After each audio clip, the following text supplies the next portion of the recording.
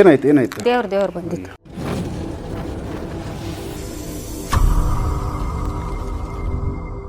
ನಮಸ್ಕಾರ ವೀಕ್ಷಕರೇ, ನಮಸ್ಕಾರ ಕಾವ್ಯ. ಈಗ ಶಿವರಾತ್ರಿ ಹಬ್ಬದ್ದು ಆಲ್ಮೋಸ್ಟ್ ವಿಶೇಷವಾಗಿ ನಿಮ್ಮ ಒಂದು ದೇವಸ್ಥಾನದಲ್ಲಿ ವರ್ಷ ಶಿವರಾತ್ರಿ ಮಾತ್ರ ತುಂಬ ಸ್ಪೆಷಲಾಗಿ ಪೂಜೆ ಮಾಡ್ತೀರಾ ಅಂತ ಹೇಳಿದ್ರಿ. ಹೌದು ಸರ್. ಇದು ಎಷ್ಟನೇ ಶಿವರಾತ್ರಿ ಈ ಸರಿ ಬರ್ತಾ ಇರೋದು, ಮತ್ತು ಯಾವ ಡೇಟು ಯಾವ ಥರ ಇರುತ್ತೆ ಶಿವರಾತ್ರಿ ಹಬ್ಬದ್ದು? ಅಂದರೆ ಇಲ್ಲಿಗೆ ಬಂದು ನಮ್ಮ ವೀಕ್ಷಕರು ಯಾರಾದರೂ ಪಾಲ್ಗೊಳ್ಬೇಕು ಅಂದರೆ ಏನೆಲ್ಲ ಒಂದು ಅವ್ರಿಗೆ ಒಂದು ಬೆನಿಫಿಟ್ಸ್ ಇರ್ಬೋದು, ಮತ್ತು ಒಂದು ಅವ್ರಿಗೆ ದೈವದ ಕಡೆಯಿಂದ ಏನು ಆಶೀರ್ವಾದ ಸಿಗ್ಬೋದು, ಏನೆಲ್ಲ ಒಂದು ಚಟುವಟಿಕೆಗಳು ನಡೀತಾವೆ ತಿಳಿಸಿ ಸರ್. ಈಗ ಶಿವರಾತ್ರಿ ಹಬ್ಬ ಬಂದು ಫೆಬ್ರವರಿ 15ನೇ ತಾರೀಕು. 15ನೇ ತಾರೀಕು ಬೆಳಗ್ಗೆ 5:50ಕ್ಕೆಲ್ಲ ಸೂರ್ಯ ಉದಯ ಆಗೋಕ್ಕಿಂತ ಮುಂಚೆನೇ ಭಜನೆ ಕಾರ್ಯಕ್ರಮ ಸ್ಟಾರ್ಟ್ ಆಗುತ್ತೆ. ಇದು ಶಿವಶಕ್ತಿ ಅಂತೇಳಿ 24 ಗಂಟೆ ನಡೆಯುತ್ತೆ. 15ನೇ ತಾರೀಕು ಬೆಳಗ್ಗೆ 5:50ಕ್ಕೆ ಸ್ಟಾರ್ಟ್ ಆದರೆ 16ನೇ ತಾರೀಕು ಬೆಳಗ್ಗೆ 7:30 ತನಕ ಇರುತ್ತೆ. 24 ಗಂಟೆ ಮುಗ್ದಾದ್ಮೇಲೆ ಮಹಾಮಂಗಳಾರತಿ ಆಗುತ್ತೆ. ಈ 24 ಗಂಟೆಯಲ್ಲಿ 5 ಮಹಾಮಂಗಳಾರತಿ ಇರುತ್ತೆ. ಇದರಲ್ಲಿ ಏನು ಇನ್ಕ್ಲೂಡ್ ಏನೇನು ಇರುತ್ತೆ ಅಂತಂದರೆ ಭಜನೆ ಶಿವಶಕ್ತಿ ಅಂದರೆ 5 ವರ್ಷ ಶಿವಕೋಟಿ ಮಾಡಿಸಿದ್ದೀವಿ. ಈಗ ಹೋದ ವರ್ಷದಿಂದ ಶಿವಶಕ್ತಿ ಮಾಡಿಸ್ತಿದ್ದೀವಿ. ಶಿವಶಕ್ತಿ ಅಂತಂದರೆ ಬರೀ ಹೆಣ್ಣು ದೇವರುಗಳದ್ದು ಹಾಡುಗಳು ಹಾಡ್ಕೊಂಡು ಭಜನೆಗಳು ಮಾಡಿಕೊಂಡು ತಾಳ ಮೇಳ ಎಲ್ಲ ಇರುತ್ತೆ. ಹಾರ್ಮೋನಿಯಂ ಎಲ್ಲ ತಂದಿರ್ತಾರೆ, ಎಲ್ಲ ಆಡ್ತಾರೆ. ಮತ್ತು 15ನೇ ತಾರೀಕು ನೈಟು ಕೋಲಾಟಗಳೆಲ್ಲ ಆಡ್ತಾರೆ. ಇಲ್ಲಿ ಭಾಳ ಜನಗಳು ಬಂದಿರ್ತಾರೆ. ಈಗ ಶಿವಕೋಟಿಗೂ 5 ವರ್ಷ ಅದೇ ರೀತಿ ಜನ ಬಂದು ಇಲ್ಲಿ ಪಾಲ್ಗೊಂಡು ಅವರು ಉಪವಾಸಗಳಿರ್ತಾರೆ. ಶಿವರಾತ್ರಿ ಹಬ್ಬದ ದಿನ ಜಾಗರಣೆಗಳು, ನಿದ್ದೆ ಮಾಡ್ತಿದ್ದವರಿಗೆಲ್ಲ ಇರ್ತಾರೆ. ಇಲ್ಲಿ ಪಾಲ್ಗೊಂಡು ಭಾಳ ಜನಕ್ಕೆ ಅನುಕೂಲ ಆಗಿದೆ. ಎಲ್ಲರಿಗೂ ಶಿವನ ಒಂದು ಅನುಗ್ರಹ ಆಗಿದೆ. ನಮ್ಮ ಜಡೆಮುನೇಶ್ವರ ಸ್ವಾಮಿಗಳದ್ದು ಅನುಗ್ರಹ ಆಗಿದೆ. ಎಲ್ಲರಿಗೂ ಮದುವೆ ಆಗದೆ ಇರೋರು ಮದುವೆಗಳಾಗಿದೆ, ಮಕ್ಕಳಾಗದೆ ಇರೋರು ಮಕ್ಕಳಾಗಿದೆ, ಮತ್ತು ಮನೇಲಿ ಸಮಸ್ಯೆ ಇರೋರಿಗೆಲ್ಲರಿಗೂ ಒಂದು ಅನುಕೂಲವಾಗಿ ಆಗಿದೆ. ಮತ್ತು 16ನೇ ತಾರೀಕು ಮಹಾಮಂಗಳಾರತಿ ಆದಮೇಲೆ ಮಧ್ಯಾಹ್ನ 1:00ವರೆಗೆ ಅನ್ನದಾನ ಇರುತ್ತೆ. ನಂತರ ಸಂಜೆ ಜಡೆಮುನೇಶ್ವರ, ಚಾಮುಂಡೇಶ್ವರಿ, ರಕ್ತಕಾಟೇರಮ್ಮ, ಗಂಗಮ್ಮ ತಾಯಿಯವ್ರದ್ದು ದೇವ್ರ ಮೆರವಣಿಗೆ ಇರುತ್ತೆ. ಸಂಜೆ ಈ ಊರಲ್ಲಿ ಜಾತ್ರೆ ಥರ ನಡೆಯುತ್ತೆ ಸರ್. ಎಲ್ಲ ಡೊಳ್ಳು ಕುಣಿತ, ನಾಸಿಕ್ ಡೊಳ್ಳು ಅವ್ರು ಬರ್ತಾರೆ, ಬೊಂಬೆ ಕುಣಿತದವ್ರು ಬರ್ತಾರೆ, ವೀರಗಾಸೆ ಅವ್ರು ಬರ್ತಾರೆ, ಪಲ್ಲಕ್ಕಿ ಇರುತ್ತೆ, ಬೆಳ್ಳಿ ರಥ ಅಲ್ಲೆಲ್ಲ ಉತ್ಸವ ಮಾಡ್ತೀವಿ. ತುಂಬ ಚೆನ್ನಾಗಿರುತ್ತೆ ಹಬ್ಬ. ನೋಡೋದಕ್ಕೆ ಒಂದು ಜಾತ್ರೆ ಥರನೇ ಇರುತ್ತೆ. ಭಾಳ ಅರೇಂಜ್ಮೆಂಟಿಂಗ್ ಎಲ್ಲ ಭಾಳ ಚೆನ್ನಾಗಿರುತ್ತೆ. ಮತ್ತು ಅದ್ರ ನಂತರ ನೆಕ್ಸ್ಟು 22ನೇ ತಾರೀಕು ಕಾಟೇರಮ್ಮನವ್ರಿಗೆ 7 ಮರಿನ ಅವ್ರಿಗೆ ಹೊಡೆದು ಕೋಳಿ ಎಲ್ಲನೂ ಇದು ಮಾಡಿಬಿಟ್ಟು ಅವ್ರಿಗೆ ಒಂದು ಬಲಿ ಪೂಜೆ ಅಂತೇಳಿ ಮಾಡಿಬಿಟ್ಟಿದ್ದೇನೆ. ಅವ್ರಿಗೂ ಅವತ್ತಿನ ದಿನ ಮತ್ತೆ ಒಂದು ಮೆರವಣಿಗೆ ಮಾಡಿಬಿಟ್ಟು 22ನೇ ತಾರೀಕು ಮರಿ ಹೊಡೆದ್ಬಿಟ್ಟಿದ್ದೇನೆ ಪೂಜೆ ಮಾಡ್ತೀವಿ. ಭಕ್ತಾದಿಗಳು ಎಲ್ಲರೂ ಬರ್ಬೋದು.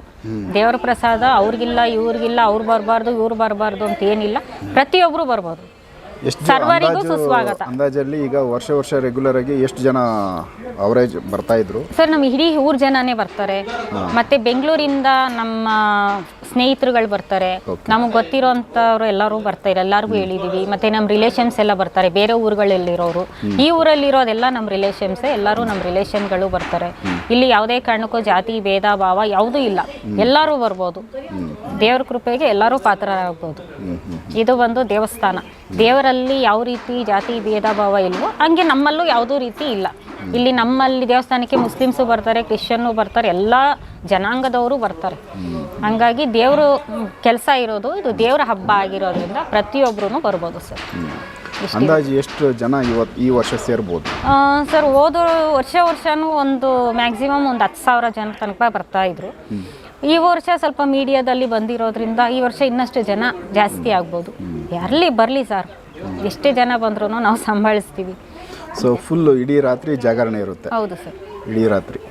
ಅಂದರೆ ದೈವಗಳು ಬಂದು ಇವಾಗ ಉತ್ಸವ ಮೂರ್ತಿಗಳ ಥರ ಅವರು ಮೆರವಣಿಗೆ ಅಂದರೆ ಇಡೀ ದೊಡ್ಡಬಳ್ಳಾಪುರ ಎಲ್ಲ ಕಡೆ ಅವರು. ದೊಡ್ಡಬಳ್ಳಾಪುರ ಇಲ್ಲ, ಇದು ನಮ್ಮ ಊರು ಏನಿದೆ ಇದು ಪಾಲಂಜೋಗಳ್ಳಿ. ಈ ಪಾಲಂಜೋಗಳ್ಳಿ ಫುಲ್ಲು, ಈ ಊರು ಫುಲ್ಲು ರೌಂಡು. ಮತ್ತು ಈ ಮೇನ್ ರೋಡು ಇಲ್ಲಿಂದ ಹಾಲಿನ ಡೈರಿ, ನೆಕ್ಸ್ಟ್ ಟಿ ವಿ ಸರ್ಕಲಿಂದ ಲೆಫ್ಟು, ಮತ್ತು ಈ ಪಾಲಂಜೋಗಳ್ಳಿ ಊರೊಳಕ್ಕೆ ಹೋಗಿ ಮತ್ತು ಇಲ್ಲಿರೋ ಬೀದಿನೂ ಮೆರವಣಿಗೆಗಳು ನಡೆಯುತ್ತೆ. ಕೊನೆಗೆ ನೈಟು 12 ಗಂಟೆಗೆ ವಾಪಸ್ಸು ದೇವಸ್ಥಾನಕ್ಕೆ ಬರ್ತಾರೆ ದೇವರುಗಳು.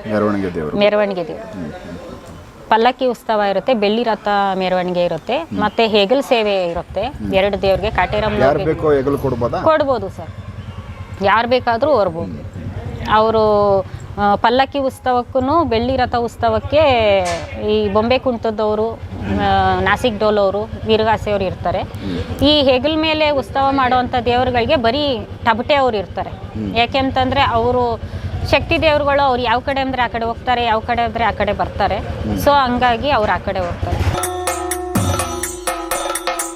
ಸರ್, ಈಗ ಶಿವರಾತ್ರಿ ಹಬ್ಬ ಬಂದು 15ನೇ ತಾರೀಕು ಇರುತ್ತೆ.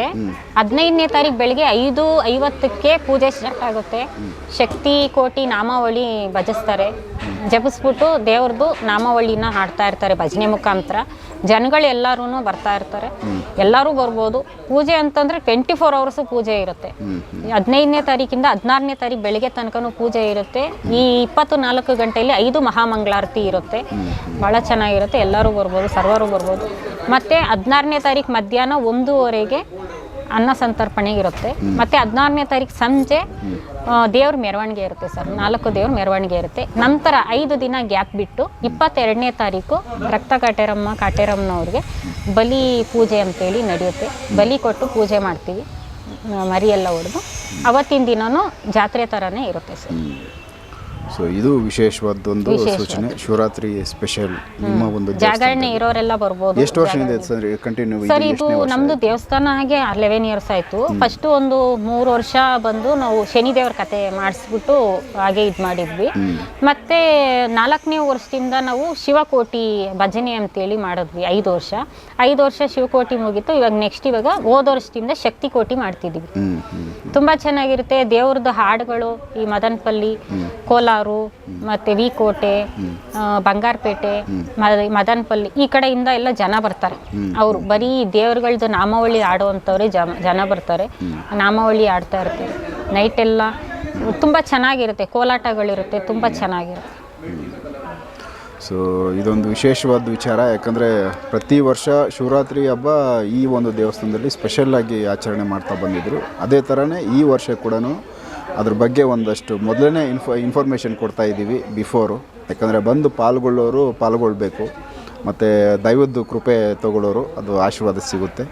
ಸೊ ಉತ್ಸವ ಮೂರ್ತಿಗಳು ಅವರನ್ನು ಹೆಗಲು ಕೊಡೋರು ಅವ್ರಿಗೆ ಕೊಡ್ಬೋದು ಅಂತ ಡೈರೆಕ್ಟಾಗಿ ಮೇಡಮ್ ಹೇಳೋರು. 16ನೇ ತಾರೀಕು ಸಂಜೆ ಇರುತ್ತೆ ದೇವ್ರ ಮೆರವಣಿಗೆ.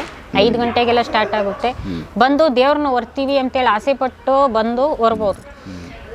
ಸೊ ಇದೊಂದು ವಿಚಾರ ತಲುಪಿಸಿದ್ದೀವಿ. ಸೊ ಸಾಧ್ಯವಾದಷ್ಟು ಈ ಜಡೆಮುನೇಶ್ವರ ಸ್ವಾಮಿಗಳು ಮತ್ತು ಭದ್ರಕಾಳಮ್ಮ ಅವರಿದ್ದಾರೆ, ರಕ್ತ ಕಾಟೇರಮ್ಮ ಅವರು ಇದ್ದಾರೆ, ಗಂಗಮ್ಮನವರು ಇದ್ದಾರೆ, ಇನ್ನು ಸುಮಾರು ಬೇರೆ ದೇವರು ಇದ್ದಾರೆ.